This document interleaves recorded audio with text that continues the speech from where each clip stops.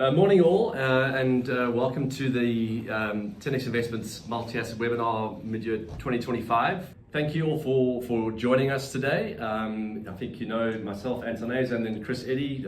We've done this webinar a number of times over the last couple of years. Hope you all are doing well, and for those of you who've had a good holiday and a good break, welcome back.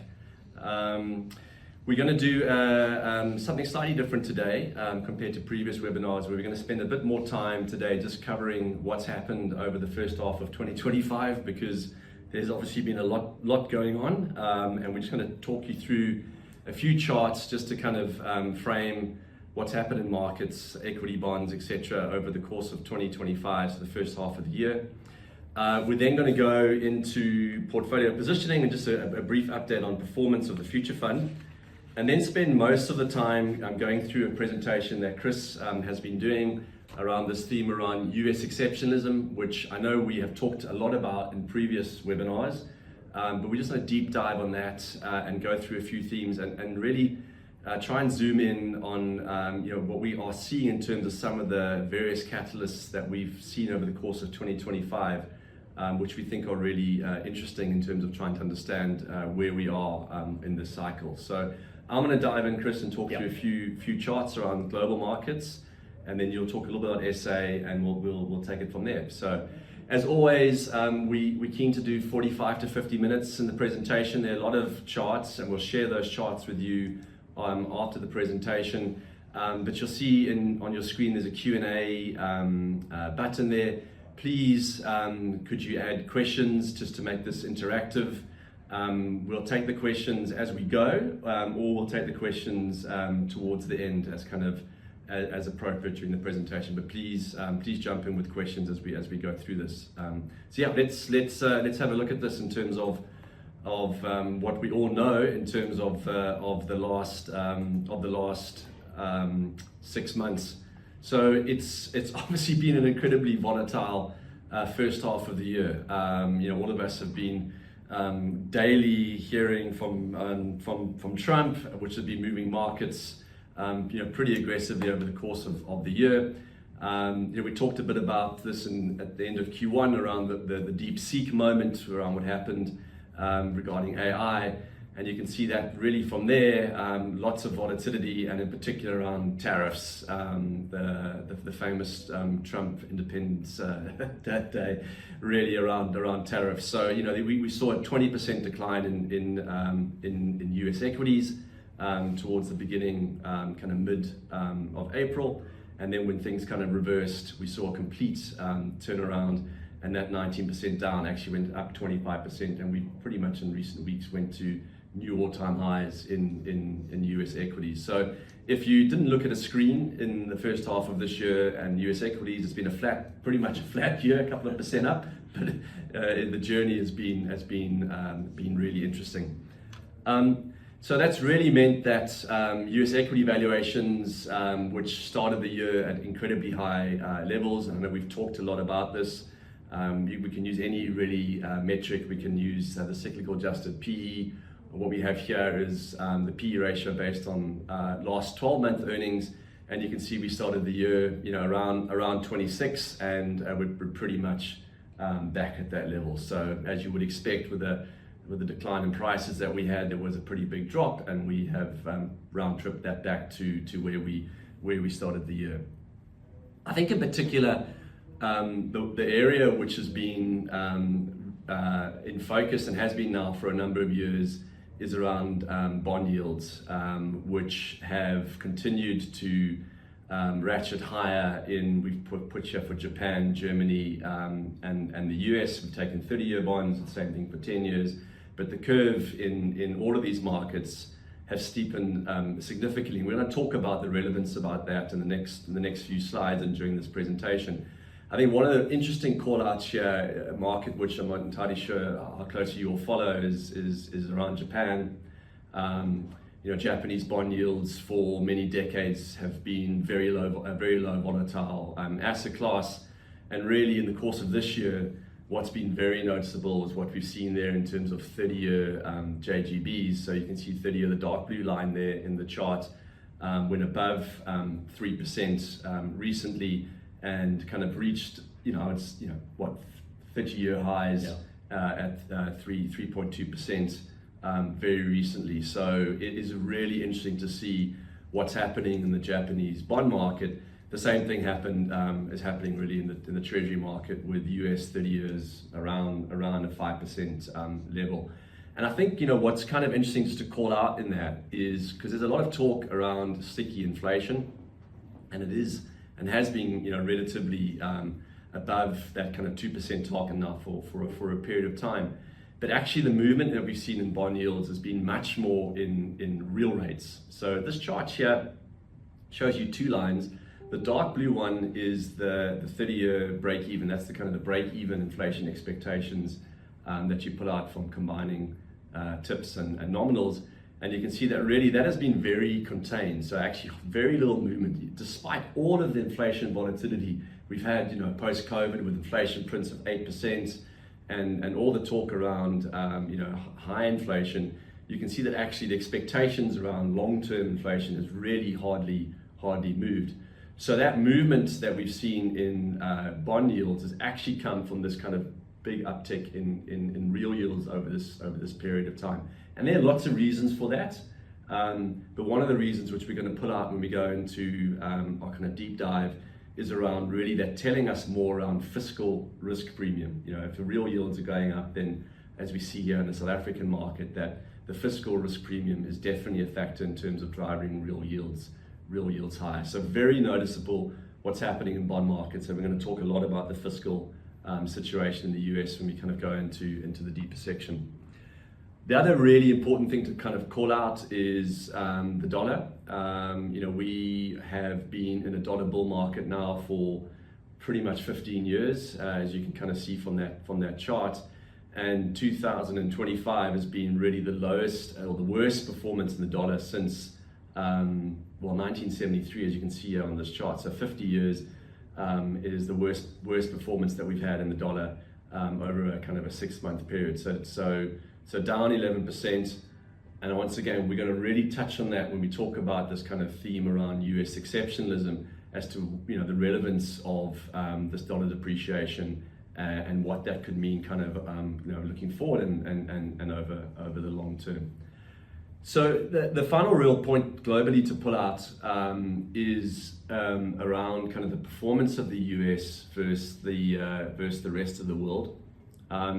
So on this chart, we've shown the performance of a kind of a combination of global equity markets in rands. So the S&P 500 in ZAR. We then also got MSCI World X the US, got MSCI EM, and then we put the JSE All Share on this. And you can actually see, which we're then going to turn to, is the best performing on this chart over the period of 2025 has been the performance of the local market, which is obviously fantastic news for SA investors, and noticeable that really, I think the first time in I don't know how long, Mag 7, these obviously these big tech companies has underperformed MSCI World X US, MSCI EM, and significantly underperformed our local market. Big turnaround though. You can see there it was down. I was almost down 25% year to date. Into April, around what happened with DeepSeek and the issues around Trump tariffs. But significant reversal, but we're kind of almost flat really-ish year to date in these big tech companies. But noticeable, and it's only a 6-month period, but we're really going to talk a lot about, what that means and what we're seeing, and relative to kind of the historic performance of the rest of the world versus the US. So kind of a lot going on globally in terms of equities, bonds, currencies, and kind of the disparity in performance in the US and across global equity markets. And in particular, I guess for the SA market, Chris, this kind of real divergence in commodity prices has been a big theme for our local market. Yeah, it has. I mean, the thing that just stood out for me looking at the previous chart now, though, is obviously, given we've spoken about this a lot as well, given the weight of the Mag 7 in the US, it's basically the way the Mag 7 goes, so the US market goes. It's kind of a binary outcome versus the rest of the world as well, as we saw in the first 6 months of this year. So one of the bigger longer term trends has obviously been the strong performance that we've seen in gold.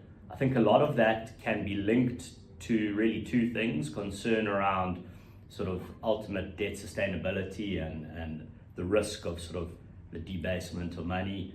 But equally, as sort of geopolitical risk has increased, you've seen central banks around the world really starting to look to diversify away from sort of their core reserve asset being US Treasuries.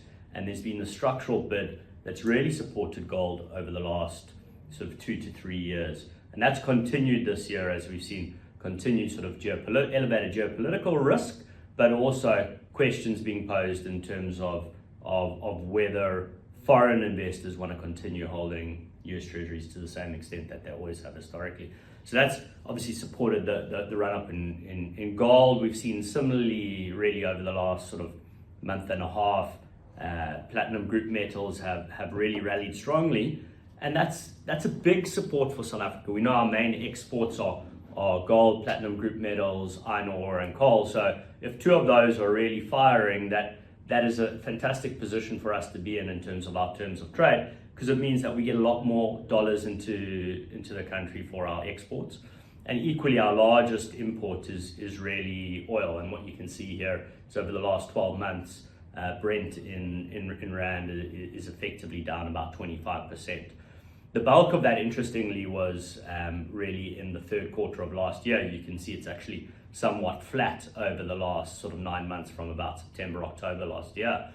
But you put that all together, really we're getting a lot more dollars for our exports, we're paying a lot less dollars for our imports, and that supports our terms of trade. And that's been a strong structural underpin for the resilience that we've seen in the Rand over the last 12 months. And ultimately, the interesting thing about the South African equity market is really the composition of the South African equity market compared to global markets. We know that resources, gold and platinum, maybe they don't have the same weight that they used to sort of 25 years ago, but there's still a much higher weighting in the SA market compared to global markets. And given what we've seen in those platinum and gold metal prices, the miners have responded similarly. You've seen some of the miners up more than 100% over the first 6 months. And that's really created a strong support for the SA equity market. And actually, if you look at really the locally focused part of the market, which is really represented primarily by the financials, because we know there are a lot of Rand hedges that sit in the industrial basket, you can see that part of the market's delivered about 6% return. So kind of more what you would expect and become accustomed to, but it shows you that embedded diversification within SA equity as an asset class, which is a great property to have as South African investors. So that's been really what's been happening with precious metals has been a positive, not only for the South African economy in terms of terms of trade, supporting our currency, and hopefully we'll see some benefits in terms of tax windfall going forward, but equally in terms of the South African equity market. And that we know the role that oil plays in terms of driving inflation in South Africa. It gets embedded in the broader economy through transport costs and the like.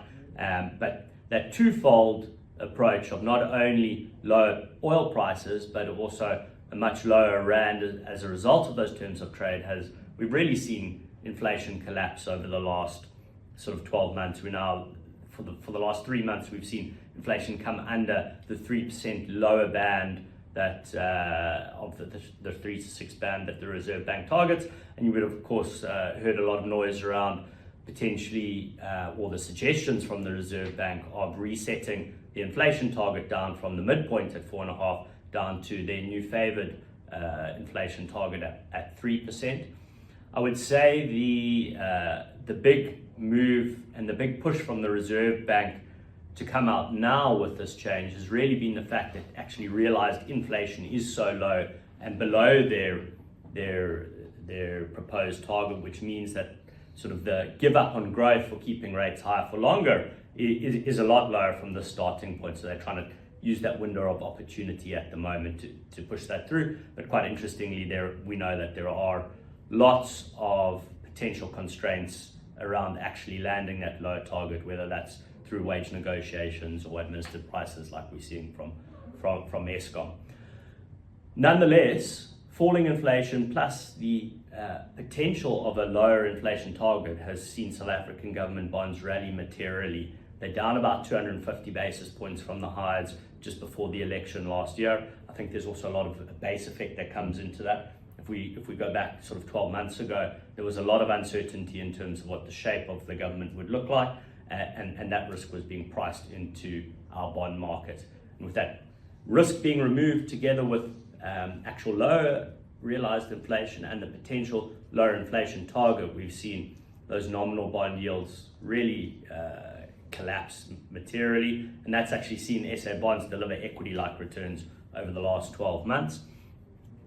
But if you look at that, Anton spoke quite a bit about sort of break-even inflation expectations that are priced into the bond market, being the difference between the yield on nominal bonds and the yield on inflation-linked bonds. What you can see, the chart on the left-hand side shows you the lighter blue bar is effectively that break-even inflation, and the darker blue bar is the real yield. And if we look back over the last 12 months, real yields are effectively unchanged.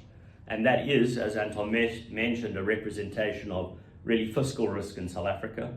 Our debt to GDP trajectory, there are many questions that are still being asked around that, because we know that growth is the big inhibitor in South Africa, and that's what we really need to see come through for us to really tackle our debt position. But it's really been that collapse in break-even inflation that has driven the bond rally. The chart on the right-hand side effectively just shows you the evolution of that lighter blue bar going back over the last 13 years. And what you can see, barring a very brief moment during COVID, we really are at the lowest levels of break-even inflation going back for effectively 13 to 15 years. So the market is very sanguine about inflation going forward. But the key, I think, to point out is that those real rates are really unchanged. And it's those real rates that really embed attractive valuations across South African assets, whether that's inflation-linked bonds, and as a result, nominal bonds that are set to deliver sort of inflation +5 over the longer term. It's all because of what's being embedded in those real rates. And equally, when one compares the attractive headline equity valuations for South Africa and adjusts it for the level of real rates, what one can actually see is versus these 5% elevated real rates, South African equities really aren't that cheap. And so I think what you can take out of that is we've seen South African equities rally whilst real rates have stayed much higher at sort of 5%, but to get sort of a material re-rating back to longer term averages, one would need to see a fall in real rates locally to really underpin that change in valuation, because compared to those sort of inflation-linked bonds, SA equities are actually quite expensive. So those have been some of the main sort of observations and drivers in terms of markets over the last 6 to 12 months. And obviously that's really fed into sort of the asset class return environment that we've seen. I mean, I think the first takeaway is over the last 12 months, it's been a great time to be invested in markets. We've seen really strong returns across both defensive and growth asset classes. When you factor in the fact that inflation's coming in at 2.9%, investors really across the board have been able to earn really, really generous real returns from being invested in markets. And if we look more over the shorter time period, which is really the year to date, which are those darker blue bars, what you can actually see is there actually are sort of the startings of this sort of shift in terms of the drivers of performance, with SA equity, emerging market equity being stronger performers and developed market equities starting to lag. I think set against the context of those rising bond yields, we're seeing sort of bonds globally deliver quite soft returns in rand terms, because the rand's also been quite strong as well and been a supporter. Yeah. So those are some of the big observations. I think despite the fact of all the uncertainty around tariffs globally that we've seen over the first 6 months, despite the volatility, we've seen actually relatively pleasing returns from both risk and defensive assets in aggregate. Yeah. I think it kind of leads on nicely to talk a little bit about the portfolio performance over the year, and I'll talk a little bit about the positioning before that. But I think to your point, Chris, it's been a very good period. And actually, if you kind of go back 5 years now, compounded annualized returns of 13% for an investor, a South African investor in a Reg 28 retirement fund has been fantastic over that period. When you kind of think about kind of inflation, has been around 5 to 6%, I think, on average over that 5 year. We're obviously at the high level in the recent prints. So real returns of 7-8% on a 5 year period compounds very nicely. It's been an exceptional period of time to be invested in these portfolios. I mean, for us year to date, just to kind of narrow in on this year, once again we've been relatively defensively positioned, but in terms of kind of capturing those returns over the period of 2025, we've delivered 7.6 relative to peer group of 7.1. So outperformed over the course of 2025. But once again, really to emphasize this point, which we've talked about a lot, is that we've been running a defensive portfolio relative to our strategic benchmark in this fund. And this really gets to that point that you've kind of emphasized around the equity risk premium, and with bond yields, real yields, both locally and globally, being at historically high levels. But valuations, in particular in the US, being very stretched. When we look out long term, our long term thesis is around kind of a lost decade in the US, which we'll unpack a bit again today. Not to go back over old ground, we try to come up with new material. But in essence, we have been defensively positioned really for the better part of the last 12 to 18 months. And that has not changed substantially in 2025. So you can see on the screen here kind of the summary of the kind of high level asset class positioning in the portfolio.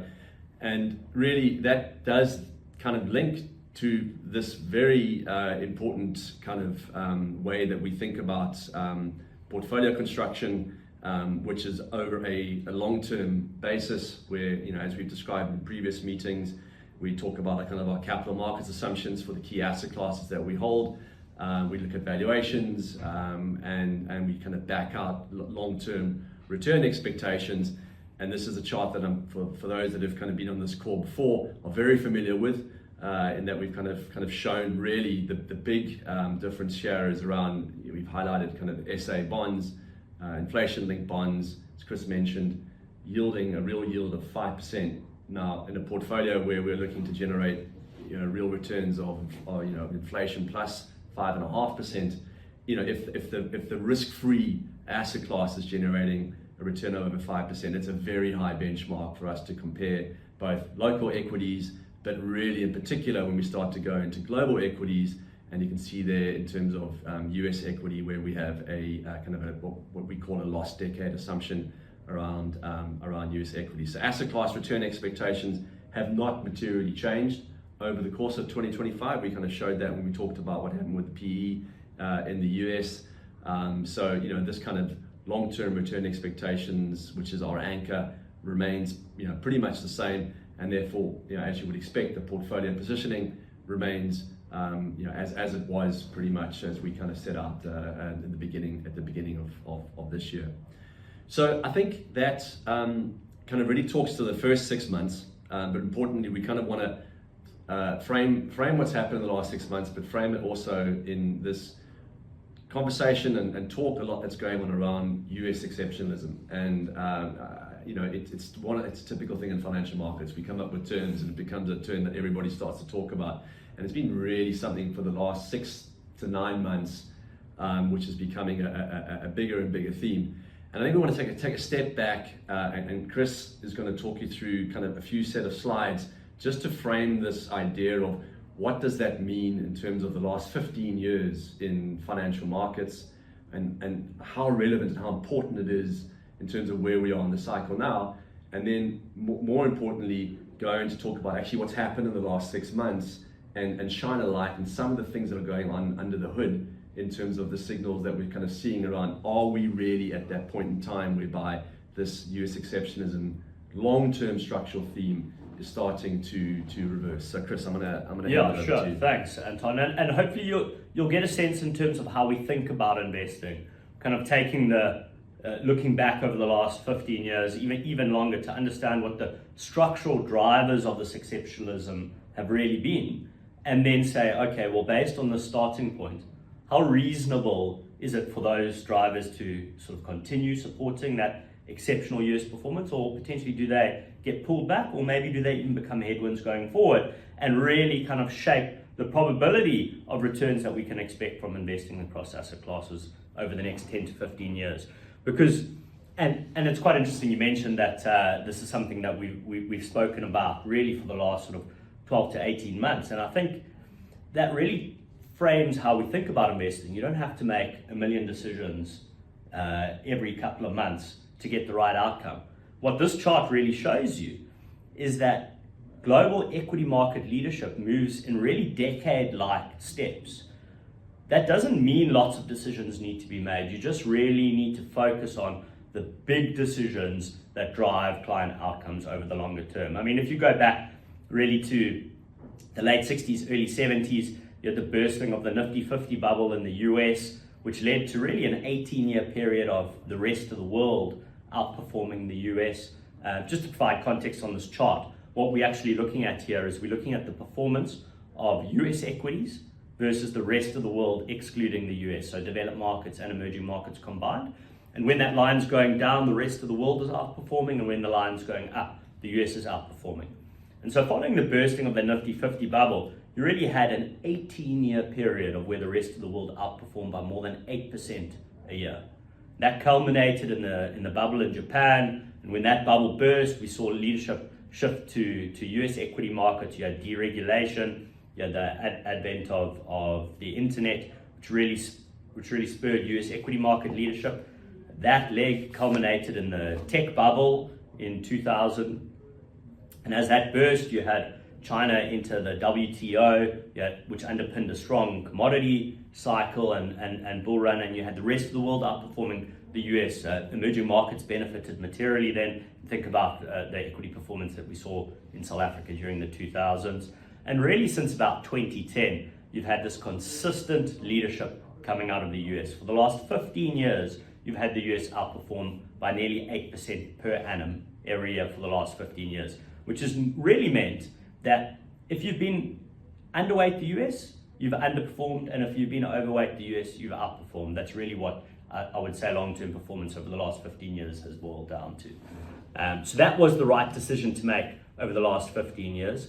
But let's sort of unpack that 7.7% per annum and just sort of dive into it. There's really, if you think about it and reflect over the last 15 years, there's been really three big drivers.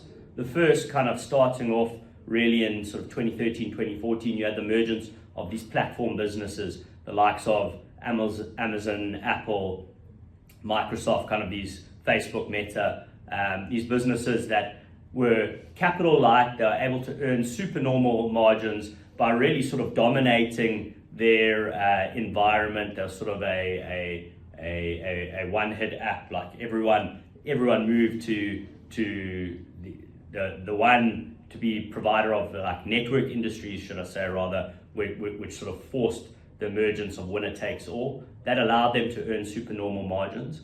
Roll forward through to COVID, you saw the fiscal response out of the US was much larger than anywhere else in the rest of the world, and combined with super low interest rates, that spurred continued outperformance of US equities versus the rest of the world. And then we had the emergence of ChatGPT, I think end of 22, which has really spurred the last sort of two and a half years of US outperformance as AI euphoria has really sort of gripped markets, and investors grapple with what the emergence of AI means for returns going forward. And really we've had these three legs that have really driven this significant outperformance. But for us, we want to take a step back and we want to understand, okay, we see what's happened, but let's really unpack what the actual drivers of this significant outperformance has been from a valuation perspective, and understand what that can mean going forward. So firstly, what we've done here is we've taken exactly the same market exposures, investing in exactly the same companies, and all we've done is we've hedged out the role of the dollar. We've removed the fact that the dollar's been in a 15-year bull market, And what that means is that it immediately drops the 7.7 outperformance down to 5.3. So from that, what you can really take is that this dollar tailwind of continued dollar strength has actually contributed almost a third to US exceptionalism and the outperformance of US assets versus the rest of the world, which I think is a very key point and often really not fully understood by many investors, the role of the dollar in that outperformance.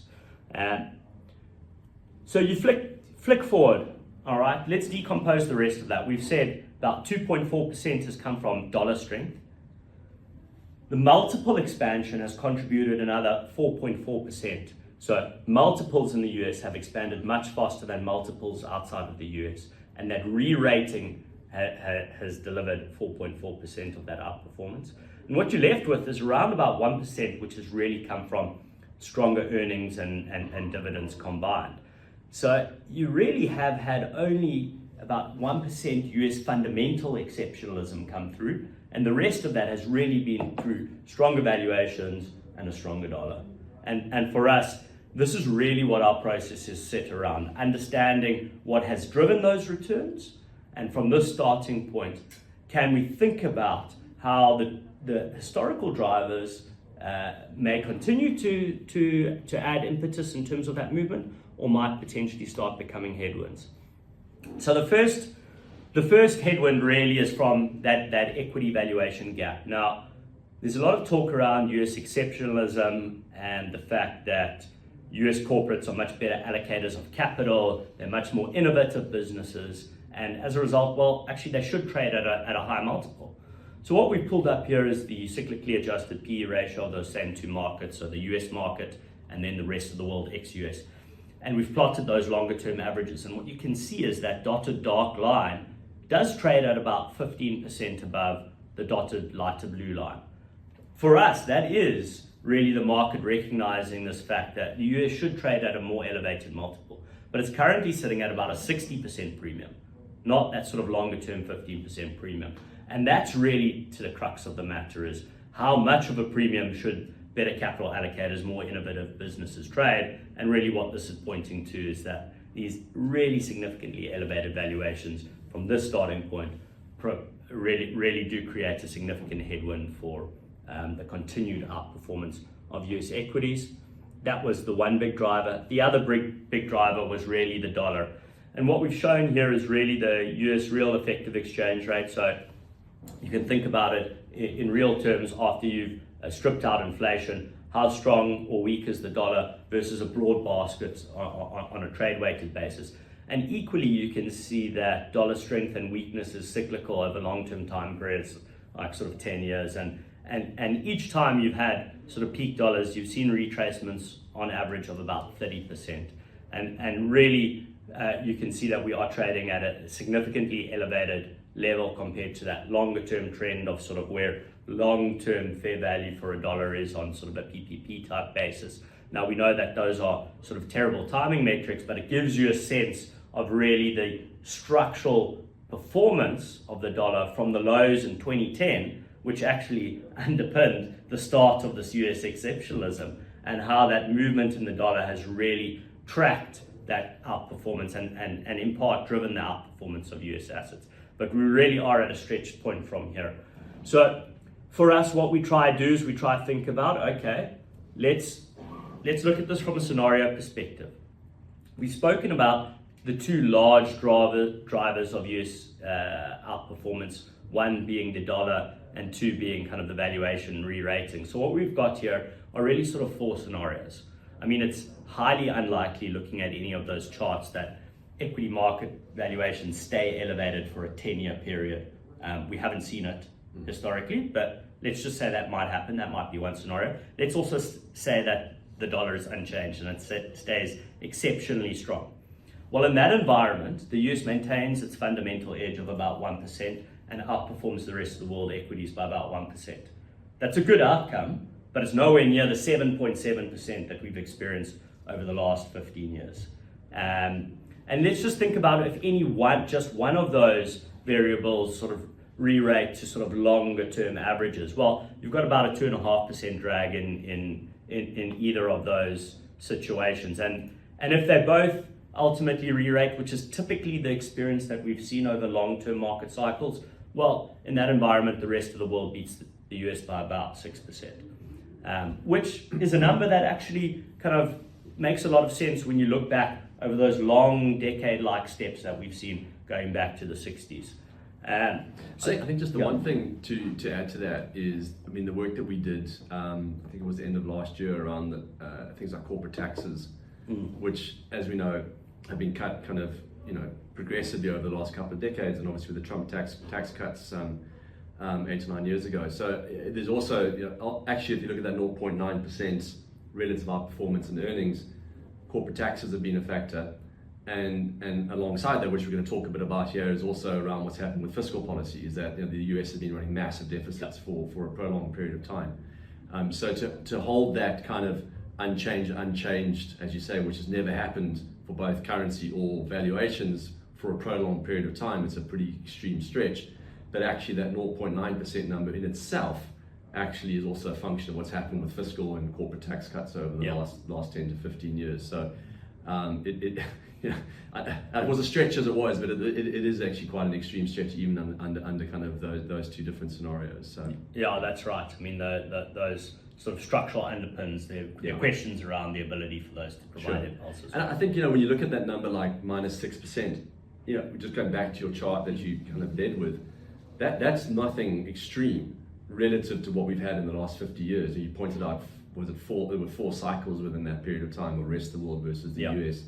And that 6% number actually would be below the average of those 4 cycles in terms of the relative returns of rest of the world versus the US. So it's not an extreme kind of observation to make. That's right, because what we've just done here is we've just sort of reverted US equities to the mean. But when those long-term structural shifts happen, you typically have a derating much lower than the mean. That's cyclical. So actually, again, we're being quite kind to the US here, just assuming that we're going back to the mean and not really lower as the structural headwinds change. And I think the really interesting thing that came from this when we were talking about it, when you did the work in terms of that kind of breakdown of that 7.7%, is it's a very well-formed view of US earnings, US corporate earnings outperformance since the global financial crisis. It's like a given that the US has just been flying in terms of earnings, and the rest of the world has pretty much been kind of flatlining.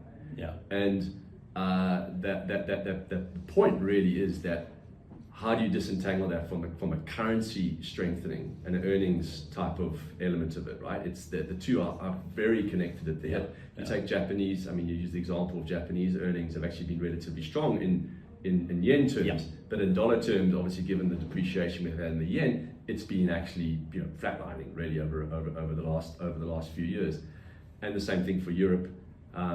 So the kind of the separation of kind of the earnings strength in the US from the strength of the currency is very hard to kind of disentangle. They're kind of one and the same, really. Yeah, no, completely. And then what that means for sort of the outperformance begets more outperformance as more flows move into the US, and you kind of have this. It's a highly correlated.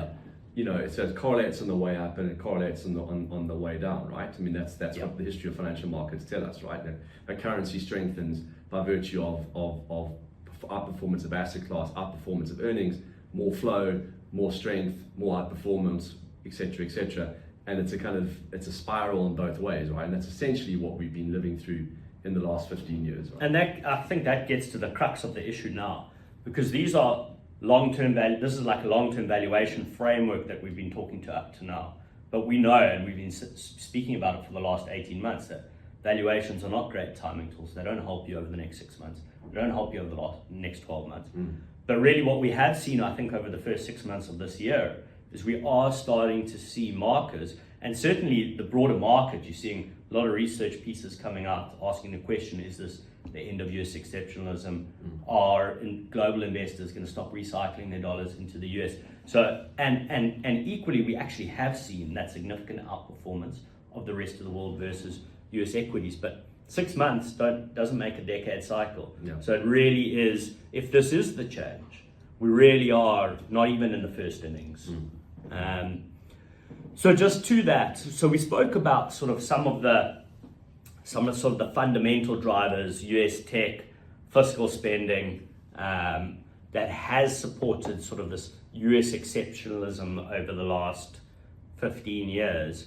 And really, I mean, we spent a bit of time on this, so we won't spend too much time now, on the emergence of DeepSeek in our last webinar, and really how that has caused investors in the AI theme to really ask the question, how are these hyperscalers going to monetize their CapEx spend? That's the big question. It's not whether AI is going to change the world, and I mean it's already deeply embedded in most of our lives on a daily basis, and I'm sure that's only going to grow over time like the internet did. But ultimately, the amount of spend from these large businesses into an environment that really isn't sort of platform in nature. If your friends were on Facebook, you would go on Facebook, and that's why MySpace kind of died. But actually, there are multiple different large language models here that you can use, and equally, some are getting more specific for specific use cases, and it's not necessarily even the model, but it might be sort of proprietary data that's changed, that the model's trained on, that might be the edge going forward. So it's actually sort of, it's the inverse of sort of those large platform businesses. And that question, we've just got some numbers here which are quite interesting to show you the type of spending. The hyperscalers, so the Amazon's, Apple, Meta, Microsoft of this world, has spent about 500 billion of CapEx over the last 2 years, about 200 billion last year and about 300 billion this year. And equally, I mean, we often have a discussion around this in the office.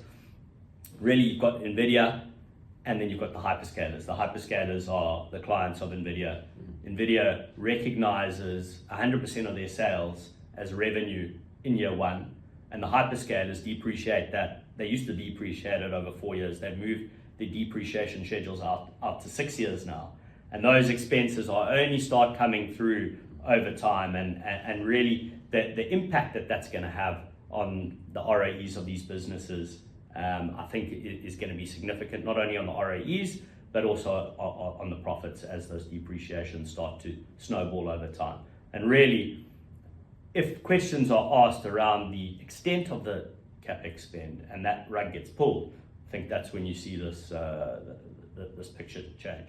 I mean, the other interesting observation, going back to sort of 2014, 2015 and the start of US exceptionalism, was the fact that all these tech businesses were capital light.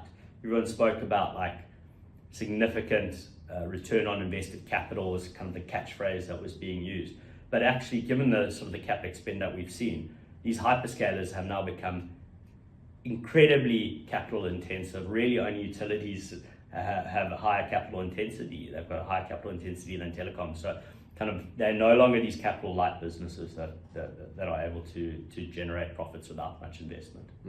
So just to kind of like, I think it's a fascinating kind of topic in terms of like, so NVIDIA sells $100 million worth of chips to Meta, right? It goes obviously through revenue, that goes through earnings, whereas on Meta's side, the cost of acquiring those chips, they depreciate 1/6 of it, so $16 million that number. Yeah. So the net impact on the earnings of the sector is $84 million. Yes. Yeah. Okay. Interesting. So really, that is the question. I think that all investors are going to be looking for signs whether that's going to continue or not. But I think that what you've alluded to now, like how sustainable is that impact of kind of really inflating the net sector earnings. And the second point really, I think, came through as the emergence of tariffs have been signaled this year from the new Trump administration. I mean, just very briefly, we spoke about this in the last webinar as well, so we don't necessarily need to spend too much time on this. But if your trade policy is looking at minimizing your current account deficit, what that naturally means is that there are going to be less dollars in the rest of the world to be recycled into the US, and as a result, your capital account and financial account balances need to really be compressed as well. And that doesn't necessarily mean everyone's going to go out and sell US assets now. But if all it means is that your incremental dollar isn't necessarily being reinvested in the US, it removes that structural bid and that structural underpin for US assets and that structural bid for the US dollar. No, I think that's kind of critical because it links to this third point around fiscal, which we could spend a lot of time on. I'm kind of conscious of time. But I mean, in the end, it's the marginal kind of flow of dollars into the US. You mentioned earlier on around gold, and kind of the definitely the signs of less demand for kind of take up of US debt from foreign investors.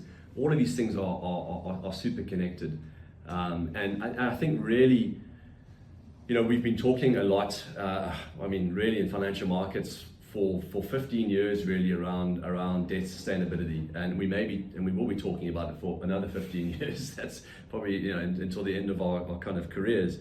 And it's impossible really to kind of think about kind of triggers or at what point does this change.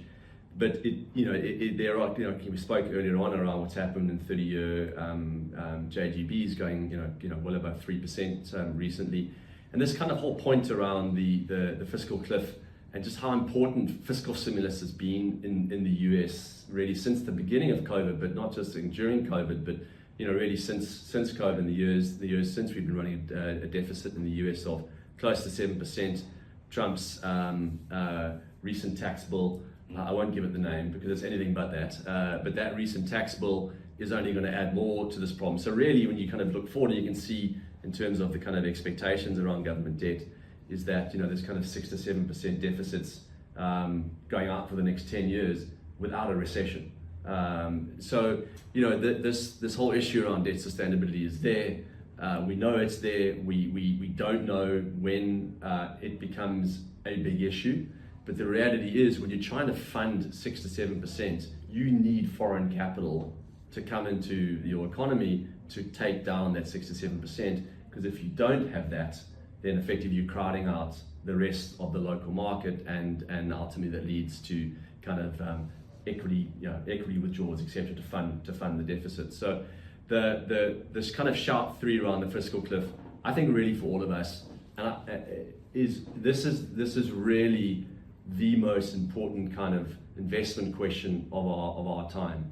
Is around, I don't want to seem over dramatic on, but it really is the understanding of government debt sustainability.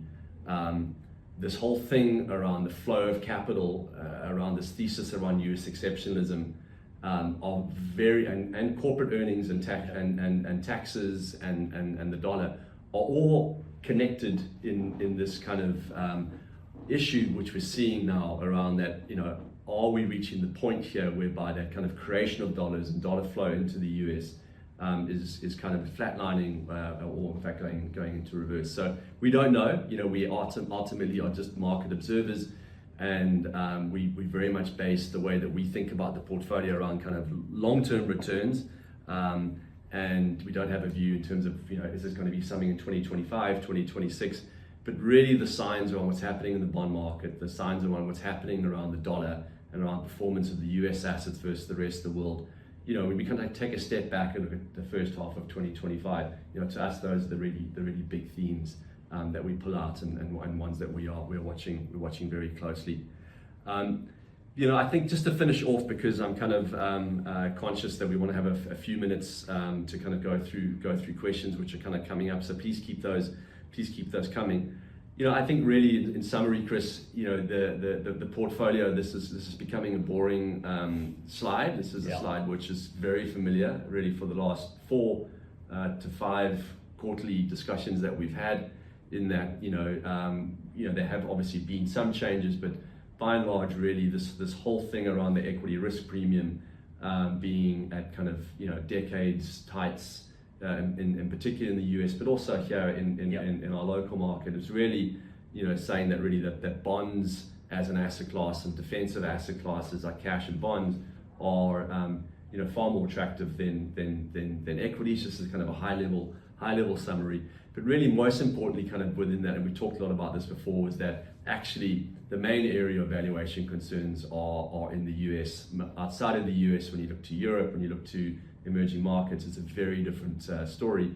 So you can see in our positioning there that although we are underweight overall global equity, really that underweight positioning has just been expressed through defensive positioning in the US, and we are kind of overweight emerging markets. SA equity, relative to our strategic benchmark, we are overweight. I know the peer group has a SA bias which is kind of higher than that, and we talk a lot about that in terms of the way we think about the right long-term strategic benchmark for the portfolio. But we are marginally, we have been slightly kind of reducing that over the course of this year as we've seen SA equities go up, nothing material in the portfolio, and in particular really because of that position that we believe is a very important core part of the portfolio in terms of holding index-linked bonds given this point around them kind of giving us CPI plus 5%, and so that's kind of really where we are. There hasn't been much change in the portfolio, and we really are looking forward to at some point and we kind of getting close to that point earlier this year, but at some point adding to that US equity exposure, when we start to see much better entry levels and valuations in the US market. I'm going to finish off there. Sure. I'm going to kind of take a couple of questions, and you can kind of start, because the first one is around gold. I know it was one that I gave that came up last time that we had this webinar, and the question is like what is around the gold exposure in the portfolio, and have you been adding to that as the gold price has increased? Yeah, so we don't hold the commodity outright in our portfolio, and the reason for that we kind of alluded to is the weight of precious metal exposure in South African equities in aggregate, and the fact that we're holding 37% in SA equities. You have a sort of an implicit sort of 3 to 4% allocation to gold in the portfolio as things stand. So as kind of golds rise and as it falls through our index exposure in SA equities, we have what can be considered quite a large, in a global context, allocation to gold. So there's no sort of explicit allocation to that as an asset class, but we get the beta through those gold miners. And the other question here is around global bonds, and it's effectively the US fiscal position you're saying is not very solid. Why are you therefore positive on bonds? So that's a good question, and there are two components to it, right? Like what we didn't spend that much time on is, as a result of the concerns around fiscal position, we've spoken to the risk of higher bond yields from the starting point, and that's certainly what we've seen over the first 6 months of this year. But things are relative ultimately, and it's bonds versus what? Versus equities. Embedded in bonds are real rates of 2%. And so as we think about allocating across bonds as an asset class, what we really do like, more specifically than nominal bonds, are actually those index-linked bonds, those inflation-protected bonds, locking in real interest rates of 2.5% today. Because in a real fiscal situation, what typically tends to go is the currency, and as a result, pass through inflation. And if you take that even to the nth degree, really monetization of debt when that becomes unsustainable, whether that's through the Fed buying treasuries, QE getting restarted, and in an environment of artificially keeping interest rates low, the big risk is that you have inflation running away. And so index-linked bonds protect you against that scenario, and you're actually able to lock in real rates of 2.5% in the US, and that compares to negative real returns from US equities.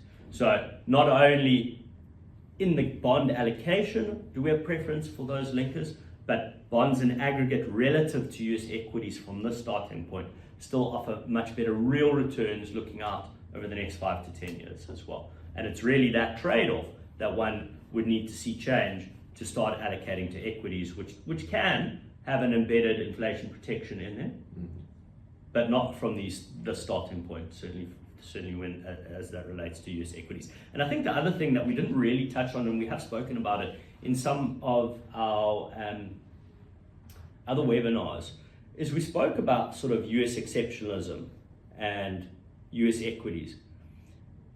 But from 15 years ago, US made up about 40% of developed and emerging markets. They now make up 65%.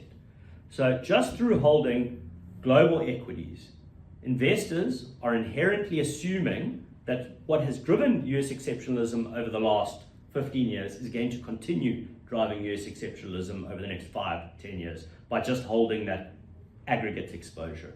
And really, hopefully what we've been able to show you today is that there are many question marks around the fact of valuations continuing to re-rate and the dollar continuing to be strong from the starting point.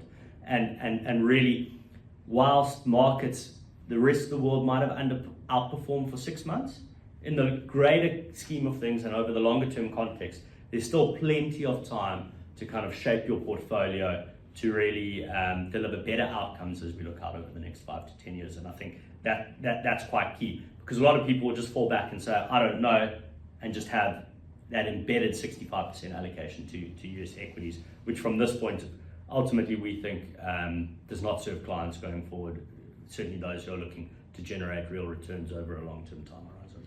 Yeah, I mean, I think there's a compared to like the lessons we learned in university around financial portfolio theory and the like, is that the thing that has broken, and we know that in the last few years, is this kind of correlation between equities and bonds. And look, it's a very difficult question, because on the one hand, there's massive fiscal issues, and there's this issue we talked about in terms of funding the fiscal deficit, dollars, etc. But at the same time, there is a point whereby we know that the central bank ultimately will step in some form to protect the bond market. So we're at 5% right now, 30, do we go to 6%?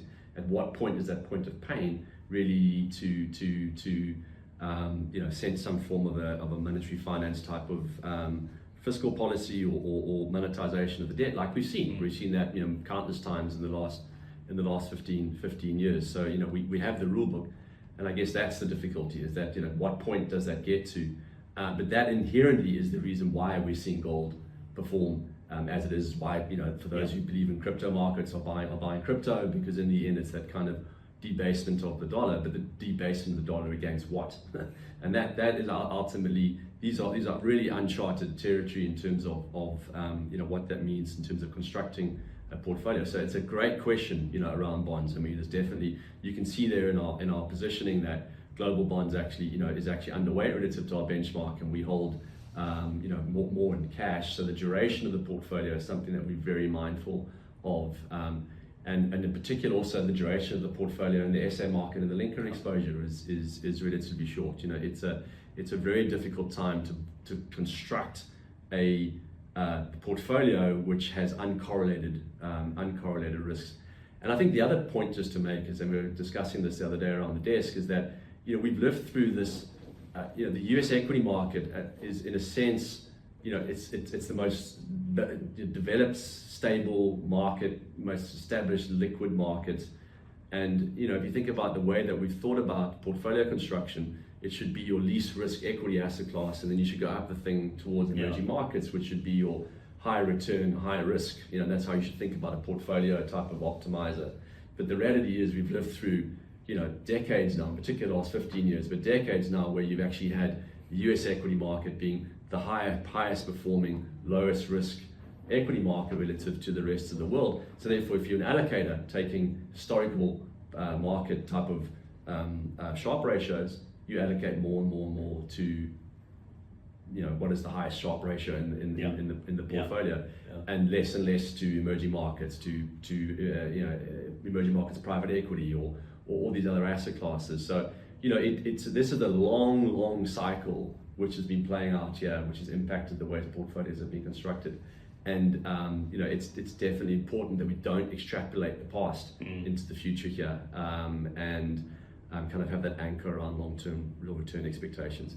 But we will send through these slides. There's a lot in here. Thanks, Chris. You did most of today. I really appreciate you kind of talking everyone through that kind of the thinking around US exceptionalism. Thanks for all your questions. Chris and I are here for any more follow-ups that you would like to kind of deep dive into any of these charts. Love the questions coming through, so please engage with us. And good luck to all of you for the second half of 2025. Thank you. Cheers. Thanks for joining.